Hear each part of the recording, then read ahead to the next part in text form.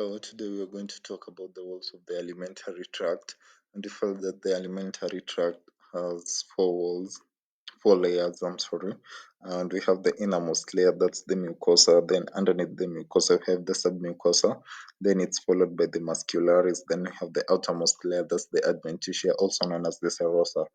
We are going to start with the serosa, and as we have said, it's the outermost layer and it's covered by fibrous tissue within the thorax, that's the chest region, and in the and it's covered in serous membrane that in the abdominal region.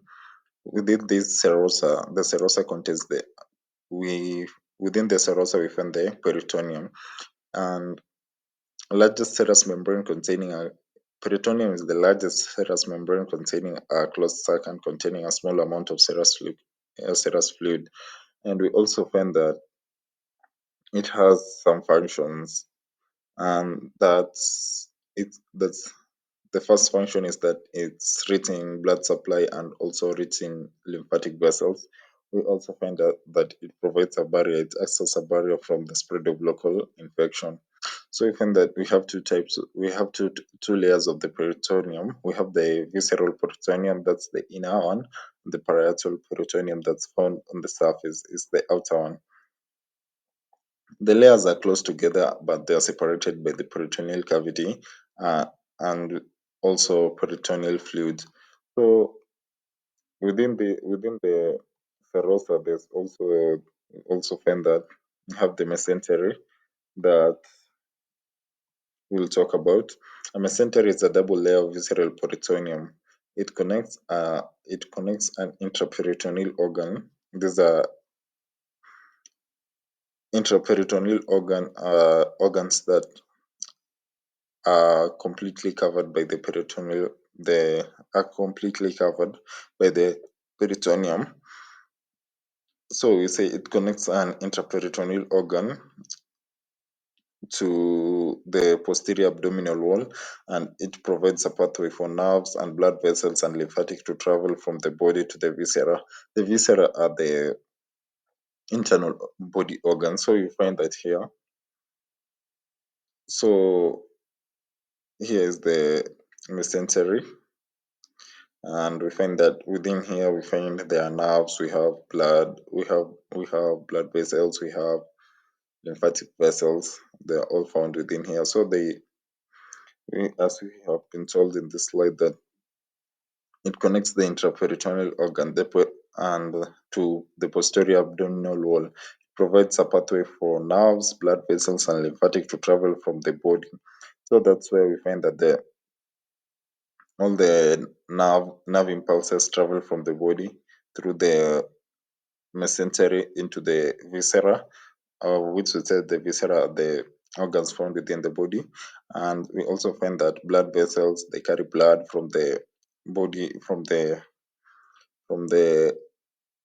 body, and bring them within the body organs through the mesentery.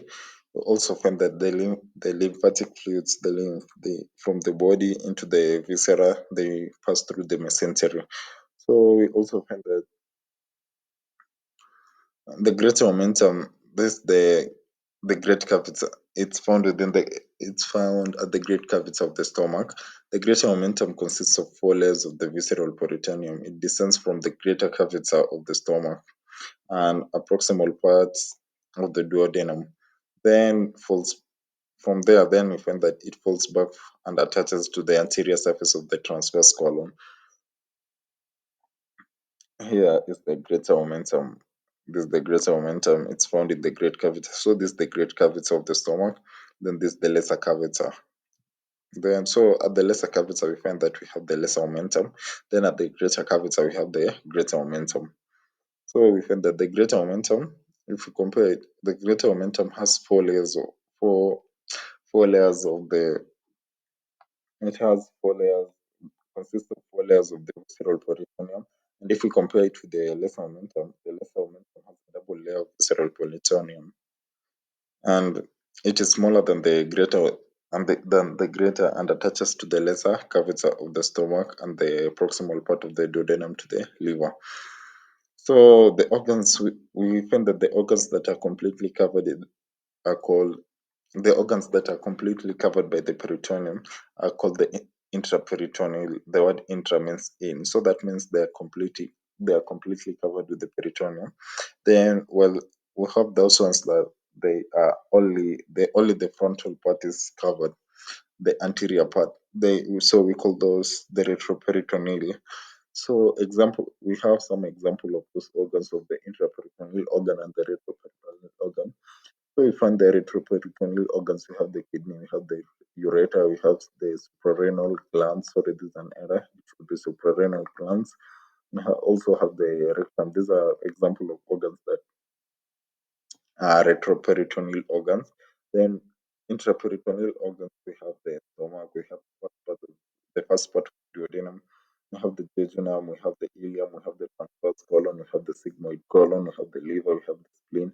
Those are example of the intraperitoneal organ.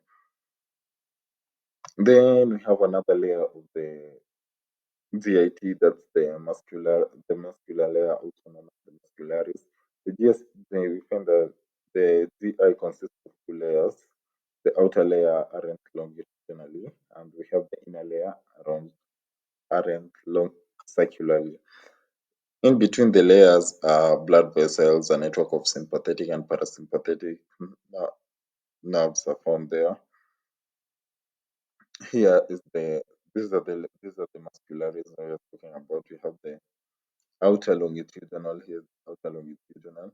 Then we have the inner circular layer, this circular one. Then this the oblique layer. We are going to tackle each of them one by one and get to understand what's their function. So we find that the muscularis in the small intestine is made up of a double layer of smooth muscle, an inner circular layer, and an outer longitudinal layer. All those make up the muscularis of the small intestine. The contraction of these layers promote the mechanical digestion and expose more of the food to the digestive chemicals found within these intestines and the stomach. They also help in the movement of the food along the alimentary canal. So the rhythmic contraction and relaxation of these muscles causes a movement of the contents. These are the food that has been the food that's within the alimentary canal. So they help the movement of this food when these muscles contract and relax, a process known as the peristalsis. This contraction causes mixing of the food with the digestive juices. It also helps with the movement of the food, and we find that movement of food is controlled at various points by the sphincters. These are the thickened rings of the circular muscles. The sphincters also prevent the backflow of food. For example of the sphincters, we have the pyloric sphincter, have the cardiac sphincter. Those are the example of the sphincters we have.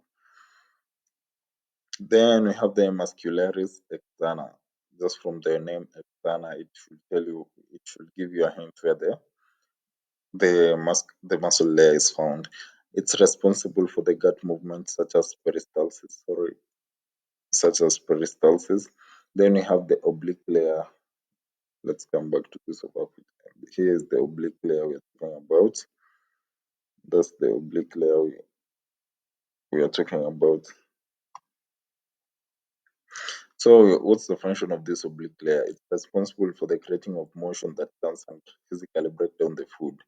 The innermost, in the most proximal and distal region of the alimentary canal, including the mouth, pharynx, the anterior part of the esophagus, and the external anal sphincter, the muscularis is made up of skeletal muscles, which gives the voluntary control over swallowing. That's the passing of the food into the body, and defecation, that's removing of the food of the waste out of the body. So we are going to take another layer of the GIT, that's the submucosa. Also, it serves the mucosa, and the submucosa is relatively thick and highly vascular. So we also find the absorbed element that pass through the mucosa are picked up from the blood vessels of the submucosa. If we check the how the layers are arranged, just below just below the mucosa, we have the submucosa. So that's why we say here the absorbed element that pass through the submucosa are picked from the blood vessels in the submucosa. That means the submucosa is just located beneath the mucosa. The submucosa also have glands and nerve plexus. We have the submucosal plexus containing both sympathetic and parasympathetic nerve. Then we have the submucosal lies the mucosa and consists of fibrous connective tissue separating the mucosa and the mascularis externa. Then we have from the submucosa, we have the mucosa, that's another layer of the GIT, and the mucosa is referred to as a mucous membrane because the mucus production is a characteristic feature of the gut epithelium. Here we find that lots of mucus is produced, and we find that the function of this mucus is greatly to help with the lubrication of the GIT walls. The membrane consists of epithelium, which is in direct contact with the ingested food. So we find that the membrane consists of epithelium. The epithelium is the inner part that is in contact with the food. Then we found that the outer part is called the lamina propria, which is in contact with the layer of the skin known as the dermis. So the mucosa has a thin smooth muscle layer called muscularis mucosa. We find that most students confuse the mascularis mucosa as a layer of the GIT, and we find that it's not a layer of the GIT. So we also find that it has the epithelium, and in the mouth, pharynx, esophagus, and the anal canal, the epithelium is the primary and unkeratinized stratified squamous epithelium. Stratified squamous epithelium, they are flattened in shape. Then we also have in the stomach and the intestine, it's a simple columnar epithelium. If we check the shape of this epithelium, we find that it's column shape. That's why the name is derived from the word column. We find that columnar. Then in between the epithelial cells are goblet cells. These goblet cells, their function is to secrete mucus and fluids into the lumen, and this mucus and fluids help with the lubrication. Apart from producing, we also find that in the epithelium we have the enteroendocrine cells. These are endocrine cells found within the epithelium, which secretes hormones into the intestinal space between the cells.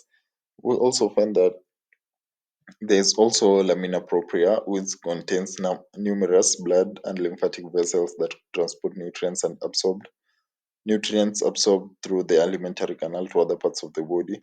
The lamina propria also serves as an immune function by housing cluster of lymphocytes. Those are the white blood cells making up the lymphocytes. Those are the white blood cells making up the mucosa associated lymphoid tissue known as the malt.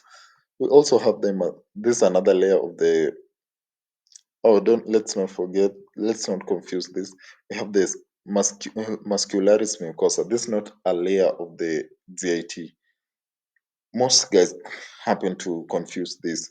So we found that this muscularis mucosa is a thin layer of smooth muscles in a constant state of tension, pulling the mucosa of the stomach and the small intestine into undulating folds. These folds increase the surface area available for digestion and absorption. So that's all we have for today, and I've happened to tackle all those layers well. So if you feel like the video was helpful, just make sure you like and don't forget to subscribe so that anytime I upload my video, you catch up with me. I upload my videos every day, and let's meet in my next video.